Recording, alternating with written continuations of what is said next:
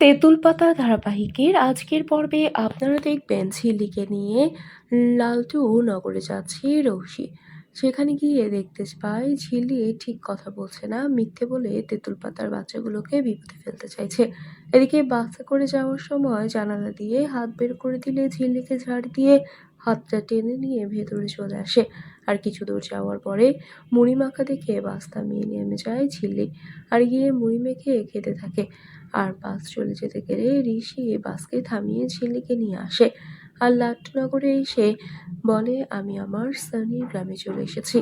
এই বলে একটা ঘোড়ার উপরে উঠে সানিকে ডাকে আর বলে, আমাকে বিয়ে করে নিয়ে যাও। তখন সানি নামের অনেকেই চলে আসে আর বলে, আমি সানি, আমাকে বিয়ে করো। এদিকে ঋষি ঝিল্লিকে জোর করে নামিয়ে বলে, সানির আসল নাম কি? ঝিল্লি বলে, সানি বোস। ঋষি একটা লোকের থেকে ঠিকানা নিয়ে দেখে সানিটা চিঠি লিখে রেখে চলে গেছে আর বলেছে আমাকে ক্ষমা করে দিতে। এটা দেখে অনেকটা ভেঙে পড়ে ঝিল্লি, আর ঋষির চিঠিটা দেখে অনেক খারাপ লাগে। তখন ঝিল্লি ভাবে বাড়ি ফিরে গেলে ওই আন্টি জোর করে বিয়ে দিয়ে দেবে।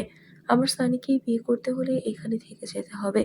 ঝিল্লিকে একা রেখে মন যেতে না চাইলে ঝিল্লিকে সাথে নিয়ে তেঁতুল পাতায় ফিরে গেল ঋষি। কি হবে এবার, সবটা জানতে সাথেই থাকুন বন্ধুরা। আজকের পর্ব নিয়ে আপনাদের কি মতামত জানিয়ে দিন কমেন্ট করে।